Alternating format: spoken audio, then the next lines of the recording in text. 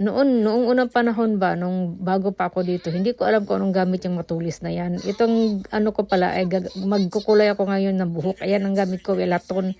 Kasi matagal siya maglabas yung puti talaga niya. Malakas ang kapit niya ba. Sa mga puti kasi yan ang buhok. Alam mo naman tayo, batang-bata tayo talagang may puti na talaga tayo. Well, balik tayo dito. Bayang matulis na yan. Di ko talaga alam yan dati gagamitin. Anga-anga, di ba? Yung pala, pagbukas mo, ay baliktarin mo rin siya. Yung pala ang pambukas niya. Agoy ka, anga-anga ko talaga mga zay. Kaya yun, na alam ko na baka may ano din na hindi nakakaalam dyan. Ay nako. Dahil hindi lang naman siguro ako nag-iisa sa mundo na anga-anga din, di ba? Aminin na natin yan. So, yan yung gamit niya, day. Pantusok pala yan, day. Oo. Tapos, ilabas ko na yan lahat, no. Ilagay ko na sa may lagayan kasi magkulay tayo ng buhok ba.